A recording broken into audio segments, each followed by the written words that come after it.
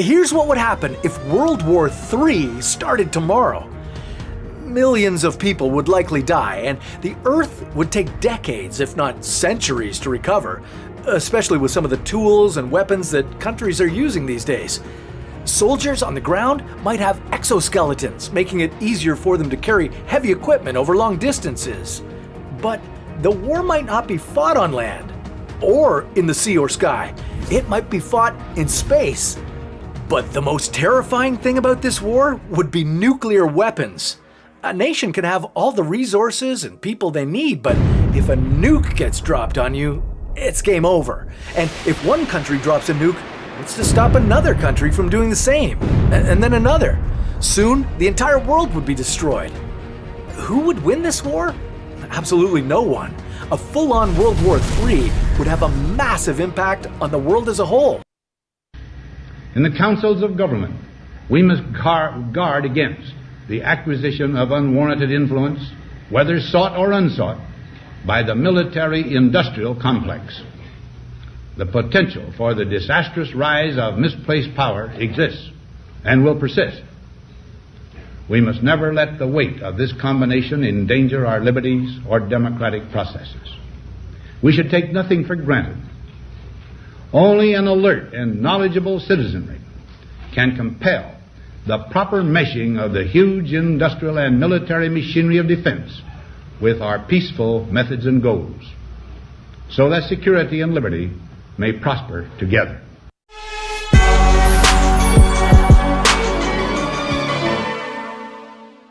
Ladies and gentlemen, welcome to the Sheep Get Sheared podcast, home of people, politics, and popular culture. I'm your host, the one and only Austin Creed, and we're back to our regular programming. I know the last couple days have been rough because I've been sick, but we are back. And I wanted to do the show before I got sick, but I still think it's very relevant now, so we're gonna talk about it anyways. We're gonna talk about World War III is coming. Alright, it's very unavoidable. I wish I could tell you the opposite, but unfortunately it's just not true. Now, I played the first two videos of the early outset of the show on purpose. What was the purpose behind it?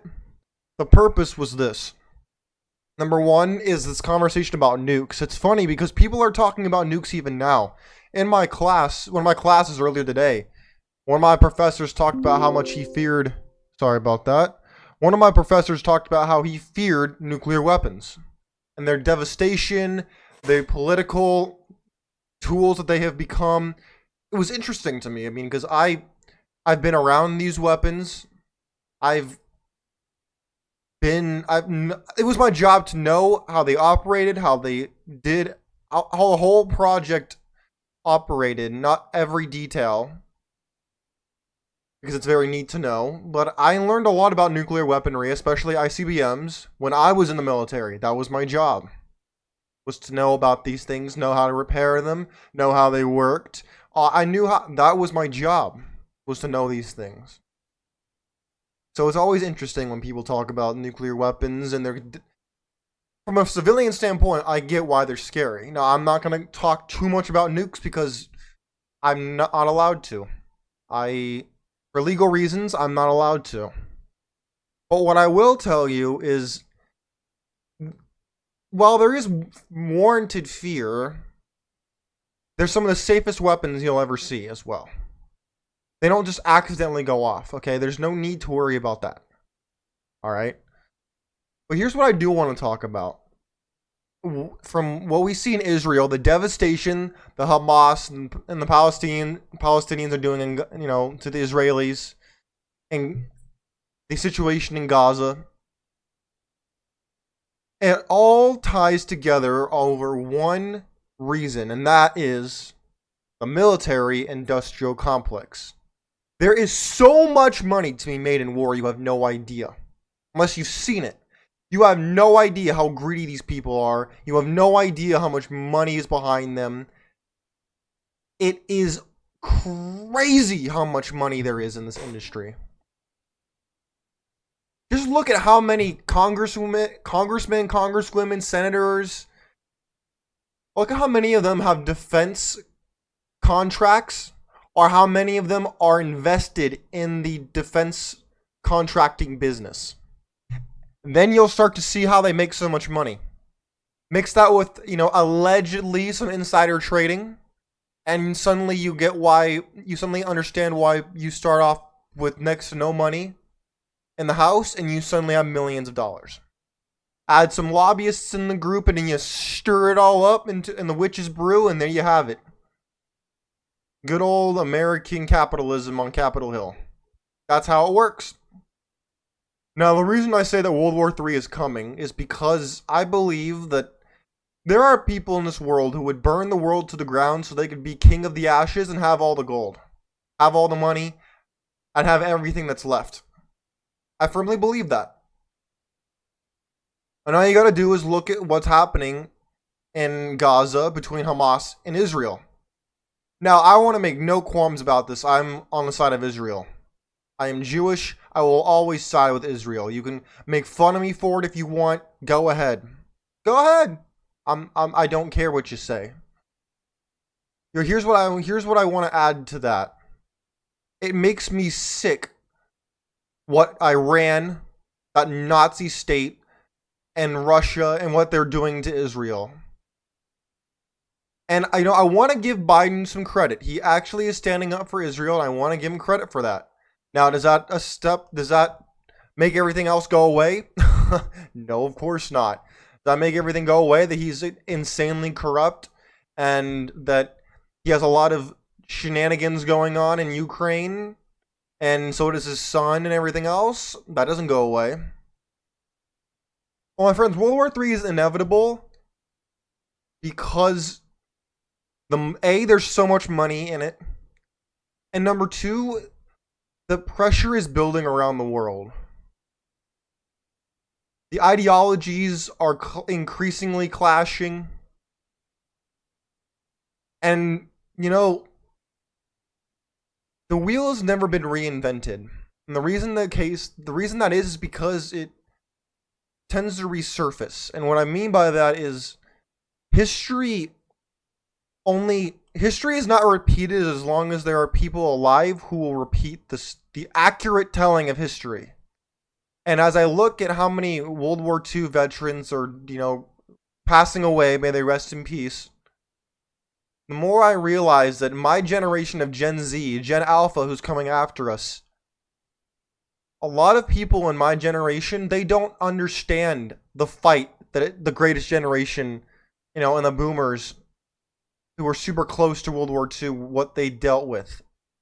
Where my generation is so far separated from the horrors and atrocities. I mean, just look at what's happening. The Holocaust is basically happening all over again. Except instead of coming from the Germans, it's coming from the Arabs. And I hear people in America supporting Hamas. Supporting an organization that calls for the extermination of all Jews, including, but not limited to, the people in Israel. And I don't hear an outcry. I hear some people supporting Hamas. Just in the same way that people supported the Nazis back in World War II when they were just following orders. I don't want to dive down the World War II rabbit hole. That's not the point of the show today. But the point of the show is to tell you that history has a way of repeating itself. And I hate to be the one to tell you this, but the farther removed we become, the more I see history repeating itself. Sorry. I'm not completely 100% from being sick. Well, my friends, it's so sad that I even have to say this. I wish I could sit here and tell you that World War III is never going to happen. The nukes that are available are all deterrents. We'll never have to deal with mass conflict like that again. But it's just not true. Just not true. And that's never become more apparent than it is right now with the Israel situation. We have such defeatists and conformists and globalists that are running the world, that all it's going to take is the will of a single man, and everything's going to crumble to pieces, and we're going to have 1,000 years of darkness, just like when Rome fell, the Dark Ages followed. When America falls, we will have the second dark age of this world. We will fall back into the Middle Ages all over again. If this happens. And when I say if, I mean if it happens in my lifetime. It's a matter of when. But if it will happen in my lifetime and your lifetime or not. It will happen. The question of whether if it will happen sooner rather than later. And my friends, I hope it doesn't happen. I hope that this is all alarmism and I'm being cynical. I hope that that's true. Unfortunately, I just don't see it being that way. When I look at the writing on the wall tells a different story than what I would like to tell. When you look at the fact that the Ukraine war is happening, when you look at the fact that the Israel conflict is happening and it was started by Iran, funded by a lot of our money. Oh yeah, you didn't hear about that, did you? No, you didn't. You didn't hear about the fact that we still send Iran billions of dollars. Oh yeah, 6 billion from what I counted. And yet they regularly support, not only support, they fund billions of dollars worth of terrorism against both us and Israel. And then you have Egypt, you have Saudi Arabia, all of them ganging up, not supporting Israel, not helping the Palestinian refugees so that Israel can look even worse on the world stage. This is not happening in a vacuum. This is not on accident. This is just stoking the fire that could envelop the entire world. The Middle East, for a long time, has been the furnace of the world when it comes to how hot the tensions run in the world. If the Middle East is on fire or on the cusp of flames, a lot of the powerful nations in the world are not far away.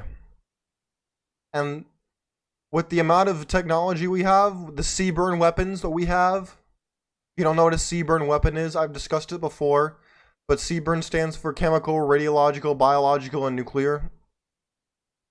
When you look at all these things, rhetoric quickly has consequences. And it makes me sad to have to tell you this, but just as the League of Nations has failed, the United Nations has failed us. NATO has failed us. When you look at NATO and you see that Turkey is helping house the leaders of Hamas, a NATO country is helping to house Hamas leadership, you realize it's a farce. It's not real. The whole thing is a sham. I'm going to have to stop here pretty soon and cut this a little shorter than I wanted because my voice is starting to go. And I don't want to sound like I'm croaking on air. My friends, World War III is coming. I hope it doesn't come during my lifetime. But I'm telling you, history is repeating itself. And I hope to God that whoever, if and when this happens, if it happens during my lifetime, well, when it does happen, I hope that whoever wins does not become king of the ashes or king of the radiological wasteland that Earth has become. There are a lot of... This is why people are tuning out in droves, going to drugs, for example. You'd be surprised how many people I see drinking, smoking, doing all these things just to distract themselves from the garbage can that the world is becoming, how depressed and powerless people feel. How they can't take it anymore. They need a distraction. They need an outlet. They need to get away from it. I understand it. But I won't join them. I'd rather tackle it head on and do what I do on the show. Show you what's going on. Tell you how you're being finessed and played out here. Because not a lot of people have the capacity to do it. And even fewer will actually do it. My friends, stay vigilant. Do not give up. This is your chance to make the world a better place. And if you're young and you want to make your fortune, see the writing on the wall and try to find the best way to make money off it. My friends, God bless you. Please, I'll be praying for Israel. I encourage you to do the same. But be prepared because you have no idea what might come tomorrow. God bless you. Take care of yourselves. I'm out of here. Peace out.